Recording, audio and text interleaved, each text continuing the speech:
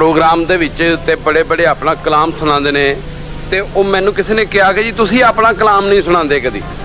तो मैं कहा जी मेरा कलाम होवे ते मैं सुनावां। एवें परसों चौथ मैं सड़क ते तुरया जावां, कोलों मेरे वैगन लंघी ते उन्हें जनाब उत्ते मेरे पाती धूड़। तो मैं को ये की होया, मैं थोड़ा जिहा पैदल टुरया तो धूड़ पै गई। तो जनाब अली उत्थे एक चंद शेर आ गए,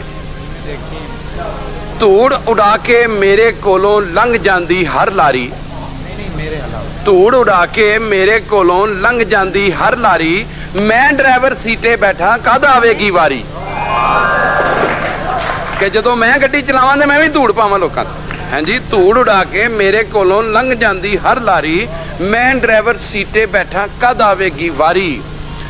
इस दुनिया दे वैरी लोकी धुप्पां दे विच मारन, इस दुनिया दे वैरी लोकी धुप्पां दे विच मारन, मां दे बाजों कोई ना आखे मैं सदके मैं वारी।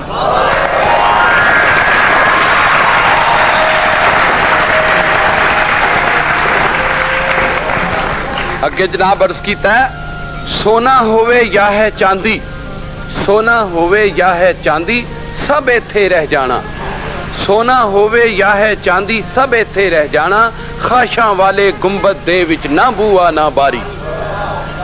और जनाब अगे अर्ज कीता है, नाल भजा के वकत टपा के मिर्जे ने सौ जांदे, नाल भजा के वकत टपा के मिर्जे ने सौ जांदे, कुरलावे हर साहिबा इत्थे क्यों मैं लाई यारी।